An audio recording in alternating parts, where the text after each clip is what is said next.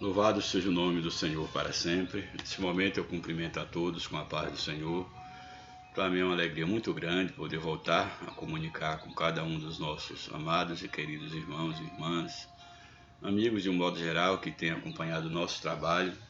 Que Deus ele permaneça abençoando a cada um de vocês, a família de cada um de vocês possam gozar da paz de Deus, do amor de Cristo derramado em vossos corações. Hoje nós iremos postar mais um comentário de uma das nossas lições aí da CPAD. Hoje é a lição de número 11, de 13 de março de 2022, a lição então do próximo domingo. Quero aproveitar para desejar aí um feliz Dia das Mulheres para todas as mulheres. De fato, todos os dias se comemora o Dia da Mulher, como também do homem, mas como é uma data para homenagear as mulheres, então um abraço a todas as mulheres que têm nos acompanhado e que Deus continue vos abençoando na vossa missão, que vocês sejam a cada dia cheias do Espírito de Deus e que possam ter uma vida diante da presença do Senhor. Bem, a lição do próximo domingo é a lição de número 11. Ela traz como título Lucas, Atos, os dois livros, o modelo pentecostal para hoje. Aqui a lição vai trabalhar com o livro de Lucas e de Atos, que são os dois livros aí escritos por Lucas. Um dos livros leva o seu nome e o outro é o livro de Atos dos Apóstolos. Nesses livros nós vamos ver Lucas vai estar apresentando a ação do Espírito Santo no ministério de Jesus, e isso no livro que leva o seu nome, no livro de Lucas, e no livro de Atos ele vai estar mostrando a ação do Espírito Santo na vida da igreja. Tanto é que no passado o próprio livro de Atos era um dos nomes que a princípio era conhecido esse livro, era como Atos do Espírito Santo.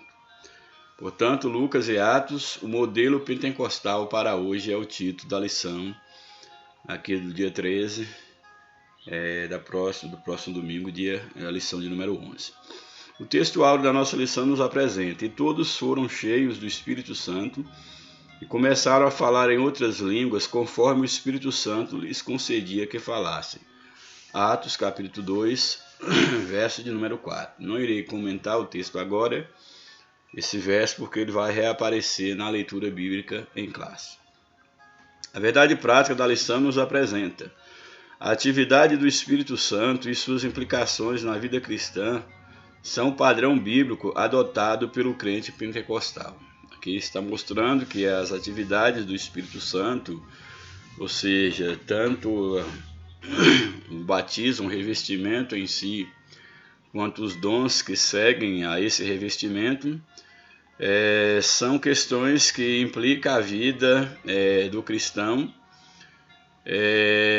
pentecostal. Aqui a lição faz um destaque, que é tomado como um padrão bíblico adotado pelo crente pentecostal.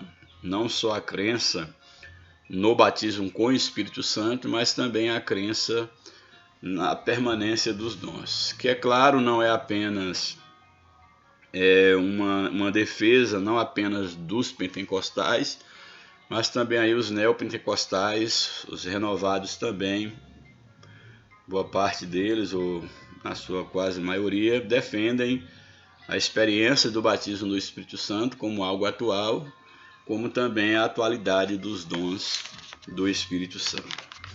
A leitura bíblica em classe, ela está aí no livro de Lucas, o capítulo de número 1, o verso 21 e 22, depois no livro de Atos, no capítulo 2, o verso 1 ao 4. Como a lição aí no primeiro livro de Lucas, ela apresenta apenas aí o capítulo 1, verso 21 e 22, eu achei por bem que a gente lesse alguns versos anteriores para nós contextualizarmos aí o entendimento desses dois versos inseridos no livro de Lucas. Portanto, nós vamos ler aí o capítulo de Lucas, o capítulo 1, nós vamos ler aí a partir do verso número 5 Vamos ver até que verso nós estaremos lendo e comentando.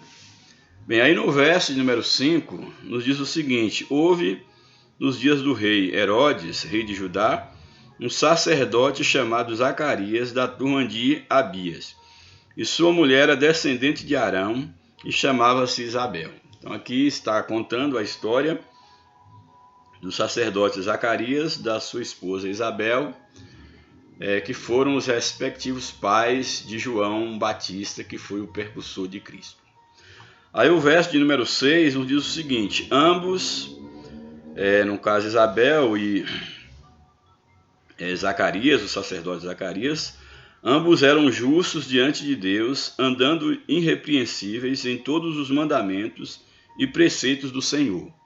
Verso 7. Mas não tinham filhos, porque Isabel era estéril e ambos avançados em idade. Aqui é um fator muito importante na vida aqui do sacerdote Zacarias e da sua esposa Isabel, que eles, primeiro ressaltando que eram pessoas tementes a Deus, eram justos, tementes a Deus, mas eles não tinham filhos.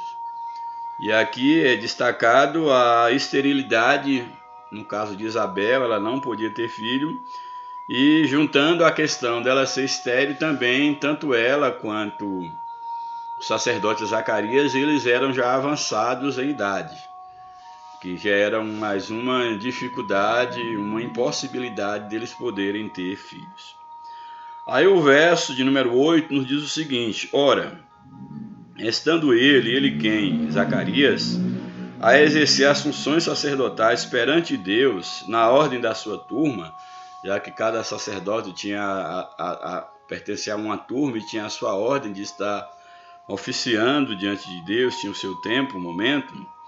Aí o verso 9 diz o seguinte: então, segundo o costume do sacerdócio, coube-lhe por sorte entrar no santuário do Senhor para oferecer o incenso. Então, a sorte recaiu sobre Zacarias o privilégio de oferecer incenso no santuário. Aí o verso 10. E toda a multidão, o povo ali de Israel, e toda a multidão do povo orava da parte de fora a hora do incenso. Então, enquanto Zacarias estava lá no santuário oferecendo incenso, que só ele poderia entrar ali naquele lugar, estava então agora o povo de Israel do lado de fora, orando, intercedendo pelo próprio sacerdote, também por as suas vidas, enquanto o sacerdote iria representá-lo diante de Deus.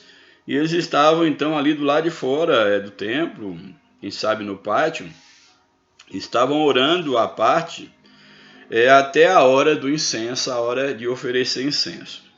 Aí o verso 11 diz o seguinte: apareceu-lhe então o anjo do Senhor. Apareceu a quem? Apareceu ao sacerdote Zacarias. Apareceu-lhe então o anjo do Senhor em pé à direita do altar do incenso, onde ele estava ali queimando o incenso. O verso 12. E Zacarias, vendo-o, ficou turbado e o temor o assaltou. Ele percebeu ali a presença do anjo do Senhor e então ele teme, ele fica ali turbado, tomado pelo temor, dado ali a presença de um ser angelical. E aí na sequência do texto é algo muito interessante, que vai dizer o seguinte, o verso de número 13. Mas o anjo lhe disse: não temais, Zacarias, porque a tua oração foi ouvida, e Isabel, tua mulher, te dará à luz um filho, e lhe porás o nome de João Batista. Aí nós temos aqui então o anjo trazendo uma resposta para Zacarias. O texto aqui não fala anteriormente, mas a partir do verso 13 você já pode inferir que Zacarias e Isabel tinham uma vida de oração e eles buscavam de Deus a bênção de um filho. Mesmo sendo ela estéril, Isabel, sendo os dois, tanto ela quanto Zacarias, já idosos, mas eles buscavam do Senhor um filho. E agora, nesse momento, quando ele está diante do Senhor, queimando incenso, oferecendo libações diante do Senhor, aparece o anjo e ele fica ali temeroso. E o anjo então passa para ele a informação de que ele não deve ter medo, porque a oração dele foi recebida diante de Deus, e que então Isabel daria à luz um filho e que ele deveria colocar o nome de João. Esse deveria ser o nome que ele havia de dar ao seu filho. O verso 14: E terás alegria e regozijo, e muitos se alegrarão com o seu nascimento. Aqui o anjo já começa a trazer uma visualização para Zacarias quanto à alegria que ele teria, Isabel teria e o povo teria, de um modo geral, com o nascimento desse filho, que não seria um filho comum. Não seria um filho comum, mesmo porque esse filho, ele traria, ele era um escolhido de Deus, e que ele traria grande alegria, não somente para os seus pais, mas muitos alegrariam no nascimento e no ministério do seu filho, exatamente porque ele era escolhido por Deus como o precursor de Cristo, aquele que haveria de preparar o caminho para Cristo. E aí o verso 15 diz: porque ele, no caso o menino João Batista, ele será grande diante do Senhor, não beberá vinho, nem bebida forte, e será cheio do Espírito Santo já desde o ventre da sua mãe. Ou seja, Deus está dizendo para Zacarias que o filho que havia de nascer seria um escolhido de Deus, já desde o ventre da sua mãe, ele já seria cheio do Espírito Santo, seria separado para Deus, e ele faria exatamente no poder do Espírito Santo, uma vez que ele seria cheio do Espírito Santo, ele haveria de fazer uma grande obra diante de Deus. E é importante observar que o próprio Jesus, ele reconhece, quando do seu ministério, que dos nascidos de mulher não houve um profeta maior do que João Batista. Então, João Batista foi o último dos profetas, reconhecidamente profetas, e foi o maior nascido entre mulheres, apesar dele se considerar indigno de desatar as sandálias de Cristo, dada a sua humildade. E nessa sua obra, em ser cheio do Espírito, o verso 16 nos diz: converterá muito dos filhos de Israel ao Senhor seu Deus. Então, João estaria pregando o evangelho do arrependimento, apontando para o Cristo que havia de vir, e muitos haveriam de se converter pelo ministério de João Batista. O verso 17 diz que irá diante dele no espírito e no poder de Elias, ou seja, na unção, não que ele era a encarnação de Elias, mas o poder, da mesma forma como Elias foi um homem cheio do poder de Deus, e esse poder, Eliseu herdou esse poder em porção dobrada, Elias seria cheio, João Batista seria também cheio do poder de Deus para converter, a sequência do verso, converter os corações dos pais aos filhos e os rebeldes à prudência dos justos, a fim de preparar para o Senhor um povo apercebido. Aí o verso 18, Zacarias então ele vai arguir com o anjo dizendo: disse então Zacarias ao anjo: como terei certeza disso? Como eu saberei que de fato isto há de acontecer? Pois eu sou velho e a minha mulher também é avançada em idade. Ou seja, não há nenhuma possibilidade humana de que isso venha a acontecer. Então, eu gostaria de saber como é possível acontecer isso. É claro que seria um milagre, e milagre não se explica, é por isso que é milagre. Verso 19, ao que ele respondeu o anjo: eu sou Gabriel. Aqui o anjo já se identifica, Gabriel, que é o anjo mensageiro, é o mesmo anjo que apareceu também lá a Maria, trazendo a nova de que ela seria mãe do Salvador. Então Gabriel vai dizer: e o anjo lhe respondeu: sou Gabriel, que assisto diante de Deus, e fui enviado para te falar e te dar essas boas novas. Ou seja, eu estou falando da parte de Deus. Então, uma vez que estou falando da parte de Deus, o que Deus promete, certamente ele cumpre. Então, seria a resposta em definitivo para Zacarias quanto ao cumprimento dessa promessa. O verso 20. Aí o verso 20 tem algo bem interessante que diz o seguinte, ó: E eis que ficarás mudo, e não poderás falar até o dia em que estas coisas aconteçam, porquanto não creste nas minhas palavras, que a seu tempo hão de cumprir-se. Aqui o anjo está dizendo que pelo fato de Zacarias questionar a Deus, no caso o anjo Gabriel, que ele, ao questionar o anjo, ele estava questionando o próprio Deus, que isso foi um ato de incredulidade da parte de Zacarias, e por esse seu ato de incredulidade, ele ficaria sem falar, ou seja, ele ficaria mudo até que a promessa se cumprisse, até que o menino nascesse, até que João nascesse.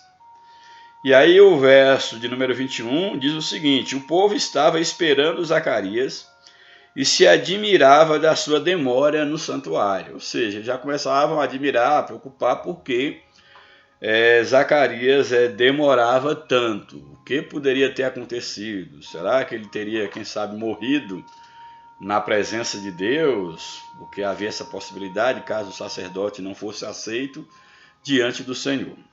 Aí o verso 22 nos diz o seguinte: quando Zacarias sai do santuário, quando saiu, porém, não lhes podia falar. Zacarias não podia falar nada com o povo, e perceberam que ele tivera uma visão no santuário, e falava-lhes por aceno, mas permanecia mudo. Então eles percebiam que Zacarias não conseguia falar, fazia gestos, e aí eles logo deduziram que ele havia tido uma visão, recebido de Deus uma revelação, uma visão, e ele estava naquele estado sem poder, no caso, comunicar, dada a sua experiência com Deus.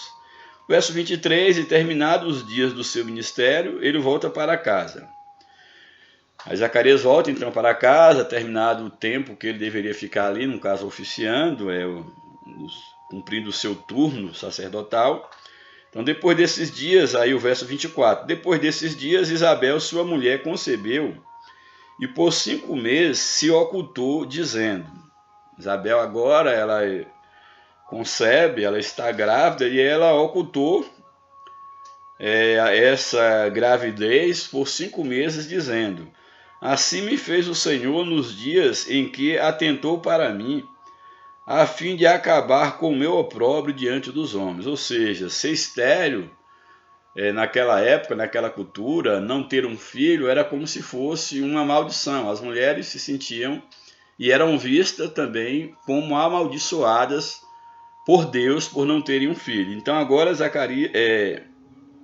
Isabel, ela vai exatamente louvar ao Senhor e dizer que assim me fez o Senhor nos dias em que atentou para mim, a fim de acabar com o meu opróbrio diante dos homens. Verso 26. Ora, no 6º mês foi o anjo Gabriel enviado por Deus a uma cidade da Galiléia chamada Nazaré, a uma virgem desposada com um varão de nome José, da casa de Davi, e o nome da virgem era Maria. Aí vai agora esse mesmo anjo que apareceu, no caso aí, a Zacarias, que trouxe a mensagem, ele agora traz uma mensagem para Maria, já tendo Isabel, que era sua prima, já estando com 6 meses de grávida. E agora o anjo então aparece a Maria e dá-lhe então a mensagem de que ela seria mãe do Salvador. E aí a gente conhece toda a história, eu não vou entrar em detalhes na questão, porque de fato não é esse o foco da lição. Então aí nós vimos esse episódio, aí nós vamos na sequência da lição, nós vamos ver que tanto Maria quanto Isabel elas se encontram, e quando Maria se encontra com Isabel, a Bíblia diz que o menino que estava no ventre de Isabel, João Batista, foi cheio do Espírito, e ele saltava no ventre de Isabel, já mostrando aquilo que o anjo havia profetizado, que esse menino seria cheio do Espírito desde o ventre. E ali há uma alegria, há o cântico, no caso, Maria e Isabel ali, elas vão louvar ao Senhor, e será grande a gratidão pela promessa e pelo milagre que acontece tanto na vida de Isabel quanto na vida de Maria. Aí outro texto que a lição nos apresenta, então nós já vimos aqui a questão aí do João Batista, da promessa desse filho. Aqui a lição não entra em detalhes, aqui no caso a lição para por aí, mas lendo aí o contexto subsequente do texto, nós vamos ver exatamente que quando Isabel ela pare a criança, tem todo aquele episódio de que nome dar àquela criança, e aí João pede alguma coisa para que ele pudesse escrever, e aí ele coloca o nome, escreve no papel o nome João Batista, e naquele momento, que foi o nome que ele havia recebido ordem, então naquele momento ele volta a falar, e aí então dá-se início à história de João Batista, esse precursor de Cristo. Bem, o livro de Atos dos Apóstolos, nós vamos ter aí, a lição nos oferece a leitura aí de Atos, o capítulo de número 1, o capítulo 2, melhor dizendo, de Atos dos Apóstolos, a partir aí do verso 1, que nos diz o seguinte: Atos, capítulo 1, até o verso de número 4, a lição nos propõe. Vamos ver até onde nós iremos ler. Aqui, no livro de Atos, Lucas, ele está falando em relação a essa promessa, ele vai apresentar a promessa do Pentecoste, do derramado, do descer do Espírito, e aí no seu livro, no capítulo 2 de Atos, ele começa dizendo o seguinte: ao cumprir-se o dia de Pentecoste, ou seja, ali, o momento quando dessa festa judaica, ali vamos dizer assim, no ápice, ao culminar a festa do Pentecoste, diz o seguinte, que ao cumprir o dia de Pentecostes, estavam todos reunidos no mesmo lugar, no caso ali do cenáculo, onde eles haviam recebido ordem, antes de Jesus ser assunto aos céus. Jesus deu ordem que eles permanecessem em Jerusalém, até que do alto eles fossem revestidos de poder. Então eles estavam ali reunidos no mesmo lugar, no cenáculo. E diz o quê? Que ao se cumprir o dia de Pentecoste, estavam todos reunidos no mesmo lugar. De repente veio dos céus um ruído, como que de um vento impetuoso, e encheu toda a casa onde estavam assentados. Então, naquele momento, quando eles oravam, buscavam e aguardavam a promessa que Jesus havia dado do derramado do Espírito Santo, Espírito esse que já foi profetizado lá em Joel, que nos últimos dias Deus derramaria do seu Espírito sobre toda a carne. Então diz que de repente veio do céu um ruído como que de um vento impetuoso, não que era um vento. Esse ruído, esse barulho era como um vento. Daí é um dos símbolos do Espírito Santo ser o vento, mas não que o Espírito Santo seja um vento, seja como alguns colocam, esse vento, esse poder, essa força ativa. Não necessariamente isso. Que o vento foi uma linguagem metafórica, como foi percebida a presença, o chegar do Espírito, mas não está dizendo que ele era um vento, mas a sua presença ela foi sentida como que um vento veemente, um vento forte, impetuoso, e então esse vento, que era o Espírito Santo, a manifestação do Espírito, encheu toda a casa onde estavam assentados ali os discípulos. E o verso 3, e lhes apareceram umas línguas como que de fogo. Então, naquele momento, eles tiveram a visão de línguas como que de fogo pousando sobre a cabeça de cada um. Não quer dizer com isso que o Espírito Santo seja uma bola de fogo, não. A manifestação, a visão que eles tiveram, já que era uma experiência espiritual, a materialização dessa presença, eles fizeram uma leitura dessas línguas, já que eles iriam falar em línguas, então eles tiveram essa visão de línguas, e aquelas línguas eram como um fogo, que é também um símbolo do Espírito Santo, como também um símbolo do próprio juízo de Deus. Então lhes apareceram línguas como que de fogo, que se distribuíam, e sobre cada um deles pousou uma dessas línguas. E o verso 4 diz o seguinte: e todos ficaram cheios do Espírito Santo, e começaram a falar noutras línguas conforme o Espírito lhes concedia que falassem. Então aí, diante dessa experiência do derramado do Espírito, o texto deixa bem claro que todos então foram cheios do Espírito e começam a falar em outras línguas. E é importante nós observarmos aqui, por quê? Porque o Espírito Santo aqui, como um derramar, um revestimento do Senhor, e era já uma promessa lá no, por exemplo, no capítulo 1 de Atos, o verso 5 diz: porque na verdade João batizou em água, mas vós sereis batizados no Espírito Santo dentro de poucos dias. Então, era uma promessa, e quando essa promessa ela se cumpre, aí nós vimos aqui agora então que os discípulos, os que ali estavam, ao ter essa experiência do Espírito descendo como um vento veemente, impetuoso, essa visão de línguas repartidas como que de fogo e pousando sobre cada um, eles começam a falar, como o texto deixa bem claro, eles começaram, cheios do Espírito Santo, começaram a falar em outras línguas, conforme o Espírito Santo lhes concedia que falassem. Há várias leituras, várias discussões em torno dessa questão do que seriam essas línguas. Quando, por exemplo, aqui fala que começaram a falar em outras línguas, isso aqui eu acho que é bem interessante, e alguns, às vezes tem algumas versões bíblicas, toma a expressão e alguns reproduzem, ou pelo menos comumente conhecido no meio pentecostal, a ideia das línguas estranhas. E aí há uma discussão, não vou entrar no mérito da discussão, se essas línguas elas eram línguas estranhas, quando o texto fala em outras línguas, se eram línguas estranhas ou línguas estrangeiras. Há essa discussão. E aí aqueles que defendem que eram línguas, no caso, estranhas no sentido que eram línguas não humanas, mas que eram o linguajar do céu, vamos dizer assim.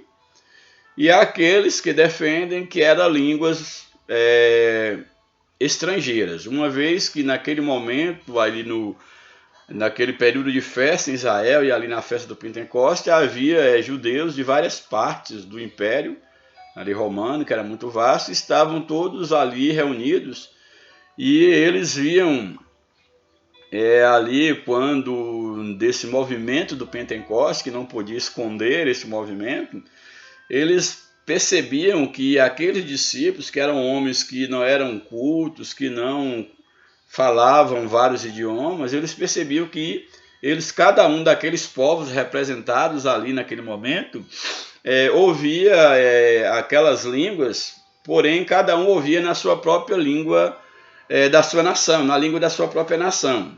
Então eles ficaram admirados, porque como poderia homens, no caso leigos, e de repente estarem eles ouvindo aquele movimento e a mensagem sendo entregue a cada um na sua própria língua. O que dá a entender que aos ouvidos daqueles ouvintes, aquelas línguas que eles falavam eram línguas estrangeiras, a língua do seu próprio país. Elas eram estrangeiras porque eram de vários países, várias partes do império que estava ali, e era estranha para, no caso, os discípulos, porque eles não conheciam aquela língua. Então, a ideia da língua estranha e estrangeira entra na discussão nesse viés. Elas eram estranhas para os discípulos, sim. Mas a ideia de ser estranha para o discípulo não remete necessariamente de serem línguas dos céus ou línguas dos anjos. Mas eles estarem no poder do Espírito, é claro, que jamais eles poderiam falarem se não fossem pelo Espírito, pelo dom do Espírito.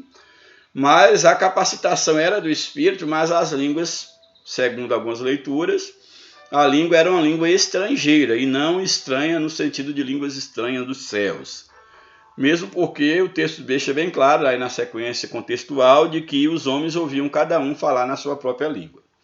Mas independente que fosse, por exemplo, para quem defende que era a língua dos anjos, vai defender que o Espírito Santo falava, de fato, com línguas estranhas, mas o mesmo Espírito, ele tinha o poder, vamos dizer assim, de fazer com que essas línguas chegassem traduzidas no ouvido dos ouvintes como a língua da sua pátria. É uma leitura que faz aqueles que querem defender as línguas como sendo língua dos anjos ou língua celestial. E caso, no caso, seja a língua estrangeira, como é o que os ouvintes ouviram, isso em nada diminui, em nada compromete que aqueles discípulos foram cheios do Espírito e estavam falando, profetizando em línguas para pessoas de outras nações. O certo é, que é um ponto aqui que também abre outra discussão, é que eles, ao falarem em línguas, eles falavam como uma evidência de que algo havia acontecido.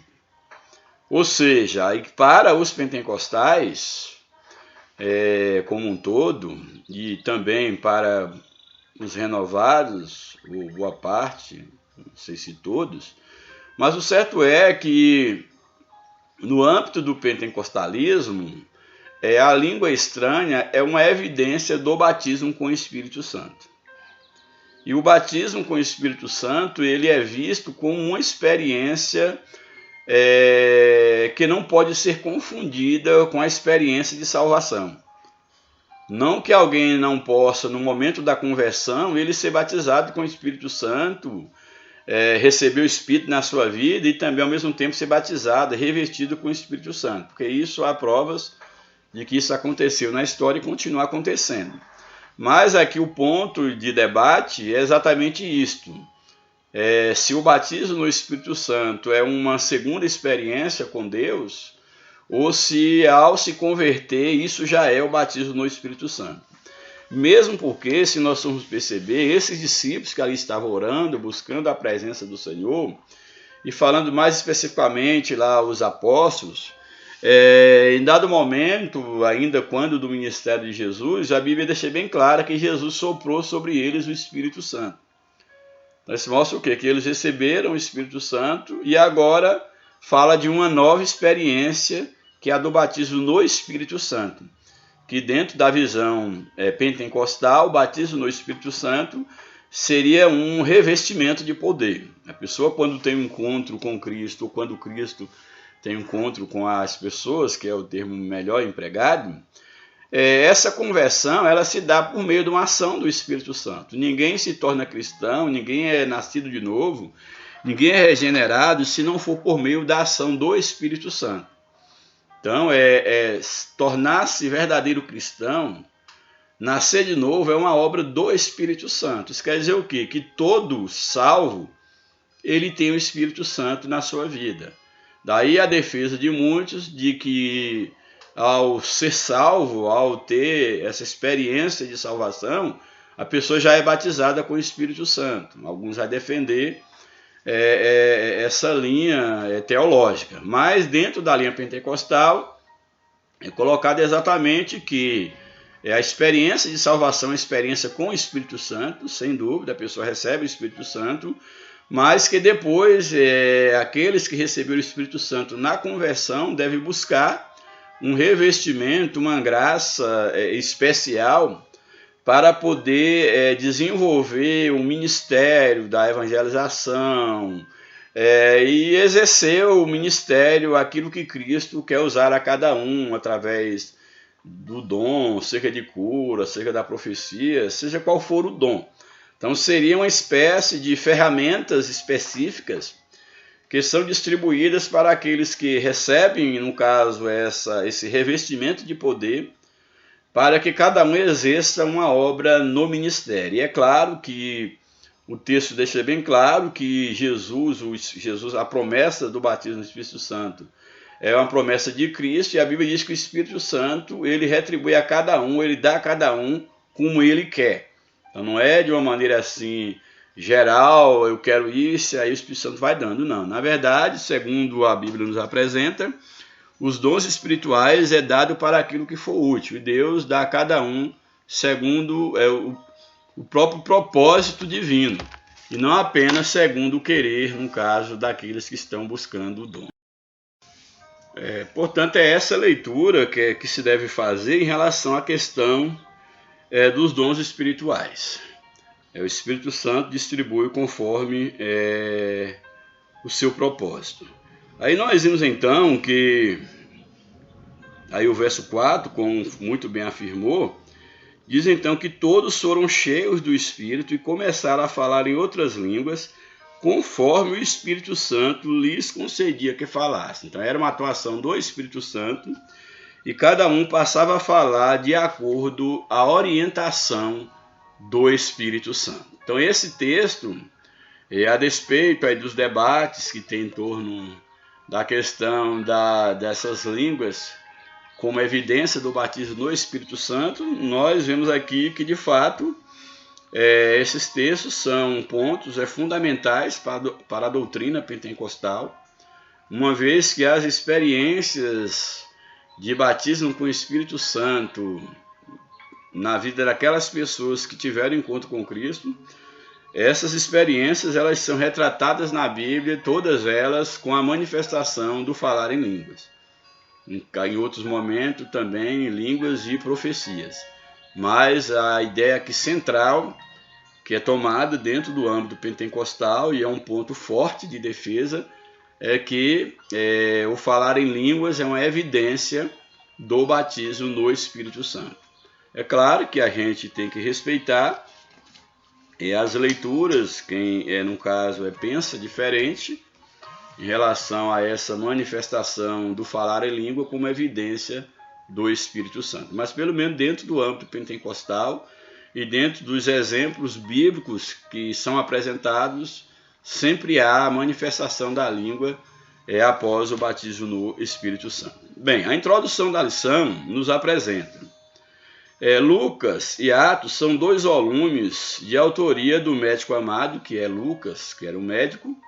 Os relatos são escritos a partir de premissas históricas e teológicas, ou seja, há premissas teológicas, doutrinárias, em relação, por exemplo, à questão do Espírito Santo, a doutrina do Espírito Santo, como também premissas históricas, que mostra a própria história da igreja e a própria história dos eventos que haveriam de acontecer, já eventos esses preanunciados lá no Antigo Testamento.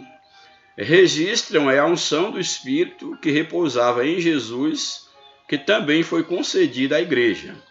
Desde o Pentecoste, o derramado Espírito permanece como modelo para a igreja de Cristo.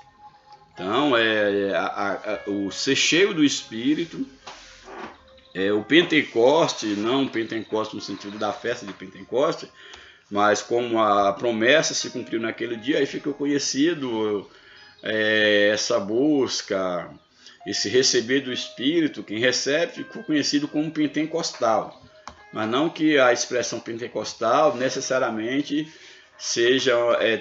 possa ser traduzida como ser cheio do Espírito, batismo com o Espírito Santo. Não.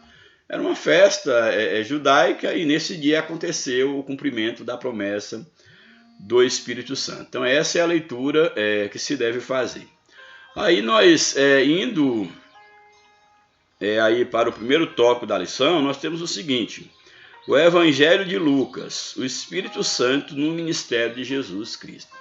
Então o Evangelho de Lucas ele vai apresentar como o ministério de Cristo foi um ministério cheio do Espírito Santo. Primeiro subtópico, o Espírito Santo no Evangelho. Lucas registra os fatos acerca da vida e obra de Cristo. O evangelista enfatiza o papel do Espírito Santo no advento do Messias, desde a promessa do seu nascimento, como nós vimos lá no texto anterior que nós lemos.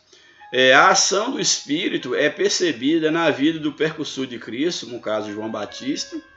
Nós vimos lá a história, já desde o seu início, seu nascimento, já cheio do Espírito. Na vida de Isabel e Zacarias, que foram seus pais, nós já vimos.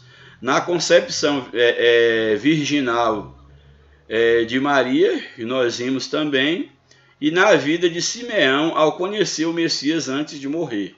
Simeão, ele aguardava a promessa E quando ele tem aí o privilégio de poder apresentar o menino diante do Senhor, é um texto muito belo nas Escrituras, está aí no no capítulo 2, verso 25 ao 32, muito interessante, que vai mostrar exatamente, aí no verso 25, que havia em Jerusalém um homem cujo nome era Simeão, e esse homem era justo, temente a Deus, e esperava a consolação de Israel. E o Espírito Santo estava sobre ele. E aí o verso 26. E lhe fora revelado pelo Espírito que ele não morreria antes de ver o Cristo do Senhor. Ou seja, ele já era velho, mas ele não morreria antes de ver cumprido a promessa. Aí o verso 27. Assim, pelo Espírito, ele foi ao templo. O Espírito Santo o guiou ao templo exatamente no momento quando o menino Jesus iria ser apresentado. Assim o Espírito o guiou ao templo, e quando os pais trouxeram o menino Jesus para fazerem por ele, segundo o costume da lei, Simeão o tomou em seus braços e louvou a Deus e disse: Agora, Senhor, despedes em paz o teu servo segundo a tua palavra, pois os meus olhos já viram a tua salvação. Louvado seja o nome do Senhor. Então, essa foi a experiência aí do Espírito Santo conduzindo a vida de Simeão para ali, quando do momento da apresentação do menino Jesus ali, como era o costume no templo. Então o Evangelho ele ressalta o poder de Cristo em batizar no Espírito Santo e com fogo. Isso aqui é interessante que o próprio Jesus, em Lucas capítulo 3, o verso de número 16, vai dizer o seguinte: respondeu João a todos dizendo: eu, na verdade, vos batizo em água, mas vem aquele que é mais poderoso do que eu, de quem não sou digno de desatar as correias das suas alparcas, ou seja, das suas sandálias, e ele vos batizará no Espírito Santo e em fogo. Então, aqui é toda uma leitura da ideia aqui do batismo no Espírito Santo e em fogo, porque aqui o Espírito Santo, o batismo no Espírito Santo fala da promessa santificadora, desse Consolador que viria a estar com a igreja, e Jesus seria esse batizador com o Espírito Santo, mas o batismo com fogo fala exatamente do juízo de Deus que Jesus trará para os ímpios, para aqueles que não se arrependerem, que não tiverem os seus pecados apagados pelo sacrifício de Cristo. Bem, então aí nós temos esse primeiro subtópico que fala sobre o Espírito Santo no Evangelho. O segundo subtópico fala sobre o Espírito Santo e o batismo de Cristo. Diz o seguinte: ao descrever o batismo de Jesus no Jordão, Lucas informa que, estando o Senhor orando quando ele foi batizado, ao estar orando, e aí, por exemplo, Lucas capítulo 3, verso de número 31, diz o seguinte: Lucas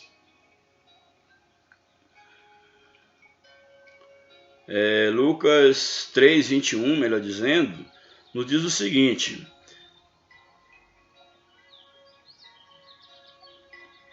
quando todo o povo fora batizado, tendo sido Jesus batizado também, estando ele orar, o céu se abriu.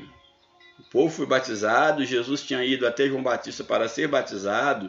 João, a princípio, relutou, porque na verdade ele dizia que era ele que precisava ser batizado, mas Jesus então convence que deveria deixar para que se cumprisse a justiça de Deus na sua vida. E ele, ao ser batizado, ao Jesus ser batizado, e ele estando orando ali, diz que o céu se abriu.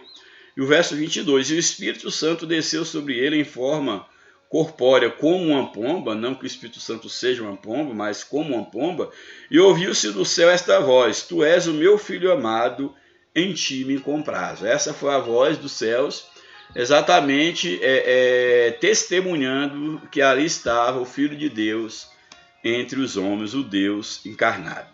Então, aí o que nós temos? Então, no batismo de Jesus, nós temos então essa experiência, o Espírito Santo descendo sobre ele, e uma voz ali testemunhando que ele era o Filho amado de Deus.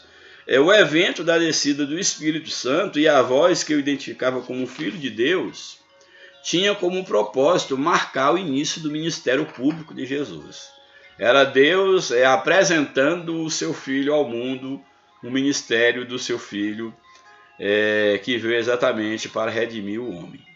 Também serviram esse sinal do Espírito Santo falando, a voz de Deus falando por meio do Espírito Santo, também serviram como sinal para João Batista confirmar que Jesus era o Cristo. Então João, ele tinha que ter uma confirmação, uma vez que ele era o precursor de Cristo, ele estava preparando o caminho, ele tinha que saber que de fato o Cristo, quem era o Cristo. E ao perceber, quando do batismo ali, ele já percebeu que aquele era o Cristo, porque havia toda a experiência do seu nascimento, no caso, do seu primo, João Batista. Então agora ele vai ter a confirmação definitiva de que de fato Jesus era o Cristo, ao Espírito Santo falar, testemunhar publicamente sobre quem era Jesus. Aí o subtópico 3 é o Espírito Santo e a tentação de Cristo. Após o batismo nas águas e cheio do Espírito Santo, Jesus foi impelido pelo Espírito ao deserto. O Espírito Santo conduz Jesus ao deserto. E lá ele foi tentado pelo diabo durante 40 dias. Então havia um propósito divino e Deus agora leva Jesus até o deserto para ser tentado como homem, é claro, ele ser tentado no deserto. Nesse período ele manteve a comunhão com o Pai e se fortaleceu por meio da oração e do jejum. A vitória do Senhor sobre a tentação demonstra que ele estava capacitado para cumprir o seu ministério. Cristo venceu o diabo pelo poder do Espírito Santo e da palavra de Deus. Isso aqui é muito, muito importante. Aí no capítulo 4 de Lucas capítulo 4, os primeiros versos diz o seguinte: Jesus, pois, cheio do Espírito Santo, voltou do Jordão e era levado pelo Espírito no deserto. Aí vai falar tudo aí o testemunho que nós já lemos aqui, mas aqui fala da questão que ele estava capacitado para vencer o diabo. Então nós vimos aqui, por exemplo, no verso aí apresenta a tentação de Jesus, ele no poder de Jesus, no poder do Espírito Santo, melhor dizendo, que foi quem o conduziu, e também no poder da palavra, no uso da palavra, ele vence o diabo. Então diz que lá no deserto, depois de ter jejuado, ele teve fome, como está no verso 2, naqueles dias não comeu alguma coisa e terminando eles teve fome. O verso 3, disse-lhe então o diabo: se tu és o filho de Deus, manda esta pedra que se torne em pão. Aí o versículo 4, Jesus porém lhe respondeu: está escrito, nem só de pão viverá o homem. Interessante que o diabo a princípio tenta colocar dúvida na mente de Jesus: tu és o filho de Deus, então prove para mim. Aí Jesus, já vendo as artimanhas de Satanás, e ele estava ali a serviço do Pai, ele já começa a usar as escrituras. E aí o diabo percebe que ele usa a escritura, está escrito, nem só de pão viverá o homem. Então o diabo, ele vai agora utilizar também o recurso bíblico, para poder então debater, confundir Jesus. Então o diabo leva-o em um lugar elevado, mostrando-lhe em relance os reinos do mundo. E o verso 6 diz: e disse-lhe: dar-te-ei toda a autoridade e glória destes reinos, porque me foi entregue e dou a quem eu quiser. Se tu me adorares, será toda sua. Respondeu-lhe Jesus: está escrito, ao Senhor teu Deus adorarás e só a ele servirás. Então levou ao pináculo do templo e colocou sobre o pináculo e lhe disse: se tu és o filho de Deus, lança-te daqui abaixo, porque está escrito. Agora o diabo usando a palavra. Ele pega lá o Salmo 91, aos seus anjos dará ordem a teu respeito, que te guardem, e eles te sustentarão nas mãos, para não tropeçares em alguma pedra. Aí Jesus vai respondeu-lhe Jesus e disse: está escrito, não tentarás o Senhor teu Deus.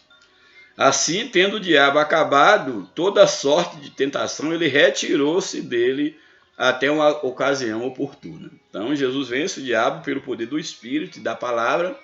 O diabo se dá ali por vencido e ele sai, mas esperando uma ocasião para voltar a tentar Jesus, como ele o fez durante o ministério de Cristo. Isso também nos dando o exemplo que o diabo ele é o nosso adversário, ele sempre tentará nos afastar da presença de Deus. Então aí, nesse período, Jesus, como o texto muito bem diz, ele manteve a comunhão e no poder do Espírito da palavra ele vence.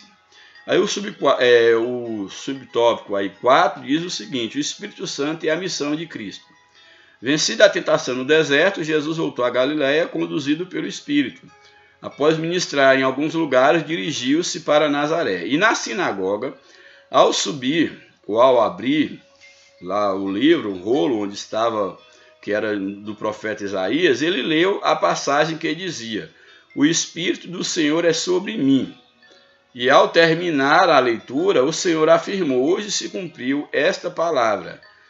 Aqui o Senhor declara que a unção do Espírito qualifica seu ministério para evangelizar, curar, libertar e restaurar os pecadores. É interessante esse texto aí de Isaías, capítulo 4, verso 8, que Jesus, no caso Isaías 61, verso 1 e 2, e que Lucas mostra Jesus lendo esse texto, que é um texto de Isaías, que é de Isaías 61, verso 1 e 2, e aqui Jesus está lendo esse texto, aí retratado no capítulo 4, verso 18 do livro de Lucas. Então, diz o seguinte, o verso 17 do capítulo 4 de Lucas diz: foi-lhe entregue a quem? A Jesus, o livro do profeta Isaías. E abriu e achou o lugar em que estava escrito. Esse lugar é exatamente o capítulo de número 61, verso 1 e 2. Jesus então leu: o Espírito do Senhor, que está escrito lá em Isaías, Isaías é o profeta messiânico, então 700 anos antes de Cristo, ele já profetizava sobre Cristo, e agora o Cristo havia, encarnado, estava ali, estava lendo o livro, cumprindo aquela profecia. Então aí Jesus diz: o Espírito do Senhor está lendo Isaías, o Espírito do Senhor está sobre mim, porquanto me ungiu para anunciar boas novas aos pobres, enviou-me para proclamar libertação aos cativos, restauração das vistas aos cegos, para pôr em liberdade os oprimidos e para proclamar o ano aceitável do Senhor. Aqui chama-nos a atenção quando ele fala que o Espírito do Senhor está sobre mim, citando Isaías, e ele vai e lê esse texto e fala o que ele faria, o que esse ser faria tendo o Espírito sobre si, e ele vai, no verso de número 20, diz o seguinte: e fechando o livro, devolveu ao assistente, sentou-se, e os olhos de todos estavam na sinagoga fitos nele. Então começou a dizer-lhes: hoje se cumpriu essa escritura aos vossos ouvidos. Ou seja, esse sobre o qual Isaías está falando sou eu. Então essa promessa, ela está se cumprindo hoje, porque o Espírito de Deus está sobre mim, me ungiu para libertar os cativos, restaurar os cegos, pôr em liberdade os oprimidos e trazer o ano aceitável do Senhor, ou seja, trazer a nova aliança para que o homem possa voltar-se para Deus. E aí então, o que nós percebemos através dessa leitura desse texto é que o ministério de Jesus, ele foi feito exatamente na unção do Espírito, no poder do Espírito Santo. Daí a unção, o revestimento, o batismo no Espírito Santo, o poder do Espírito, ele ser fundamental para a igreja desenvolver o seu ministério. Jesus, se ele não fosse cheio do Espírito, ele não venceria enquanto homem. E eu gosto sempre de fazer a observação que Jesus, ele nunca deixou de ser Deus. Jesus, ao estar entre nós, ele tinha a natureza divina e a natureza humana. Não é que havia um Jesus separado, o Jesus homem separado do Jesus Deus. Não, era o Deus encarnado. A Bíblia diz que Cristo, ele se despiu da sua glória, mas ele não despiu da sua divindade, ele não deixou de ser Deus. É claro que para nós é difícil separar o Jesus homem do Jesus Deus, porque mesmo no seu ministério, quando ele tinha que demonstrar ou revelar, no caso, a sua natureza divina, ele, no caso, demonstrava isso em dados momentos, como na transfiguração, como na questão do próprio perdão dos pecados, quando ele diz que eu e o Pai somos um, etc. Mas o ministério de Jesus em si, o ato de vencer a Satanás, de poder sofrer enquanto homem, sofrer aquilo que os homens sofrem, tudo isso Jesus fez enquanto homem, porém cheio do Espírito Santo. Então a leitura que eu faço do ministério de Jesus é que ele não deixou de ser Deus, mas todo o seu ministério ele cumpriu enquanto homem. Então Jesus, ele na unção do Espírito, pelos dons do Espírito, quando ele diz que o Espírito de Deus me ungiu, eu penso que Jesus, ele realizou, enquanto homem, ele realizou o seu ministério, a sua obra, cumpriu a sua missão, porque ele era cheio do Espírito Santo, e eu posso afirmar que os dons do Espírito estavam sobre a vida de Jesus, homem. Louvado seja o nome do Senhor. Tópico 2 da lição vai agora falar sobre o livro de Atos dos Apóstolos. Atos dos Apóstolos, o Espírito Santo no ministério da igreja. Vimos em Lucas a apresentação do Espírito Santo no ministério de Jesus.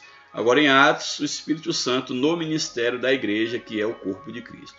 Primeiro subtópico, o Espírito Santo em Atos. Ao concluir o Evangelho, Lucas anota que Jesus instruiu os discípulos a esperarem um revestimento de poder do alto, como está lá no caso em Lucas, lá no final, no último capítulo de Lucas, verso 24 e o verso 49, as demonstrações de Jesus quanto a isso, quanto aos discípulos estarem aguardando o momento do cumprimento da promessa de que ele haveria de enviar o Consolador.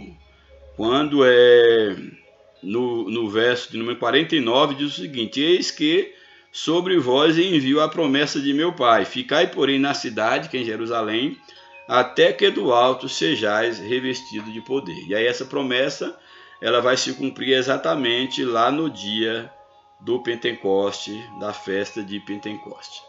Bem, então aí nós temos agora, essa promessa foi feita. Então, após o Senhor ter sido elevado aos céus, o livro de Atos dá prosseguimento a essa narrativa do que aconteceria subsequente, já a partir do capítulo 1 do livro de Atos dos Apóstolos. O autor ratifica que o derramamento do Espírito era a capacitação necessária para a evangelização dos povos, como está aí no livro de Atos, Atos 1, verso 8, por exemplo.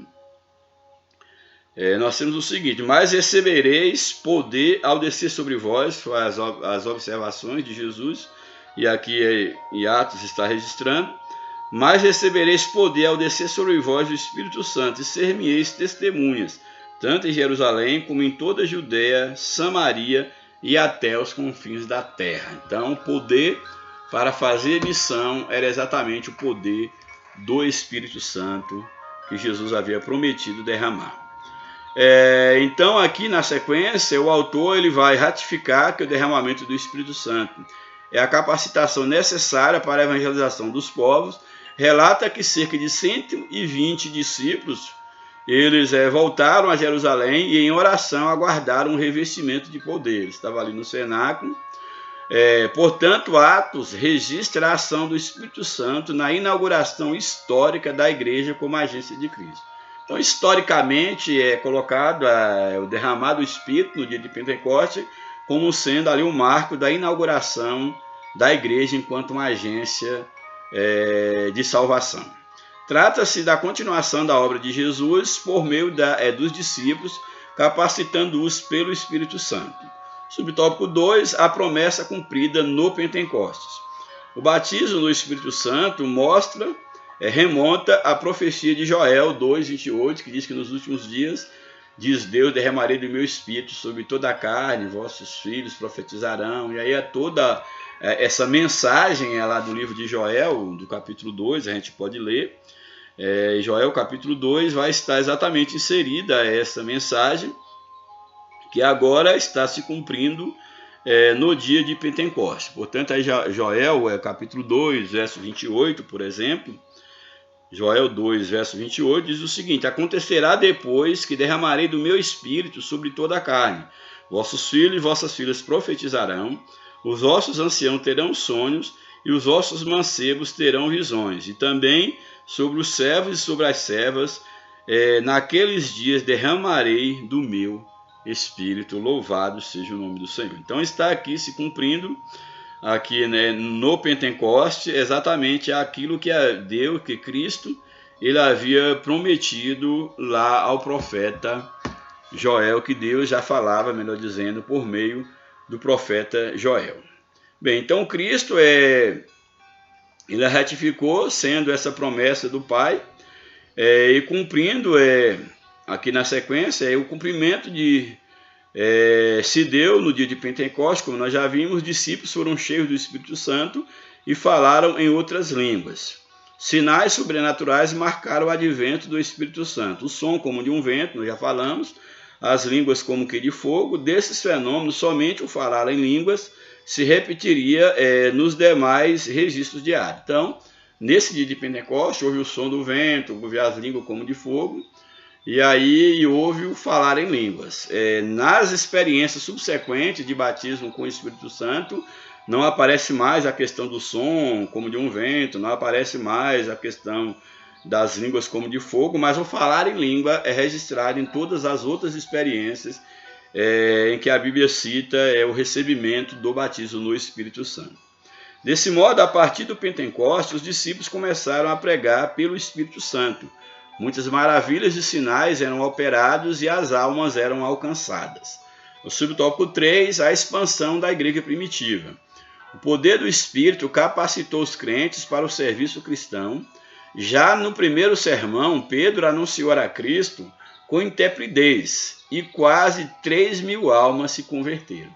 Tá? Com uma diferença muito grande. Aquele Pedro que era covarde, que negou Jesus por 3 vezes, agora depois da experiência de Pentecostes, ele agora com muita ousadia, ele traz ali um sermão. No seu primeiro sermão, ali após o Pentecoste, quase 3.000 almas se convertem ao Senhor, dada a unção, a graça do Espírito Santo na vida de Pedro. Após a cura do coxo, à porta do templo, e uma ministração da palavra, quase 5.000 almas se renderam ao Senhor. Tudo como resultado do mover do Espírito Santo. Felipe, na virtude do Espírito Santo, pregou em Samaria e vidas foram salvos. Cornélio e a sua casa receberam o Evangelho pelo mover do Espírito Santo. Paulo, cheio do Espírito, alvoroçou o mundo e milhares de almas foram salvas e curadas pela pregação do Evangelho. Paulo, ele causou uma mudança, um rebuliço no mundo de então, porque onde ele chegava, o poder do Espírito operava e sinais seguiam ao ministério do apóstolo Paulo, como de todos os apóstolos, aqueles que foram chamados para dar continuidade ao ministério de Cristo. Então, esses relatos demonstram a ação do Espírito Santo na propagação do reino de Deus. E o último tópico da lição, um modelo pentecostal para a igreja de nossos dias. Primeiro subtópico, revestimento de poder do alto.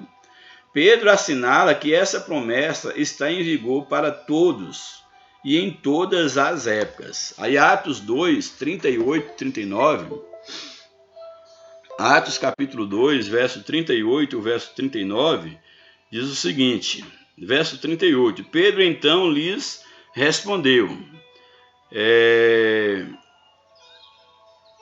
arrependei-vos e cada um de vós seja batizado em nome de Jesus Cristo para a remissão dos pecados e recebereis o dom do Espírito Santo. Porque a promessa, no caso do batismo com o Espírito Santo, porque a promessa vos pertence a vós, a vossos filhos e a todos os que estão longe e a quantos o Senhor nosso Deus chamar. Ou seja, Pedro aqui está dizendo que a promessa era para os judeus, era para os judeus que estavam perto, para os que estavam longe e para todos quantos o Senhor chamar, que aí engloba gentios, que eram todos aqueles que não eram judeus, mas que seriam alcançados pelo Evangelho.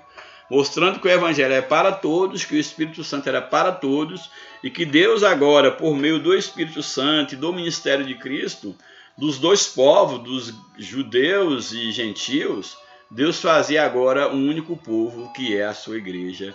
Louvado seja o nome do Senhor. A experiência pode ocorrer junto ou após a regeneração. A experiência do Espírito Santo pode acontecer junto com a regeneração ou não, como uma experiência distinta, segundo a visão pentecostal. Ressalta-se que no Pentecostes os discípulos eles já tinham o Espírito Santo, porque o próprio Jesus havia soprado o Espírito sobre eles.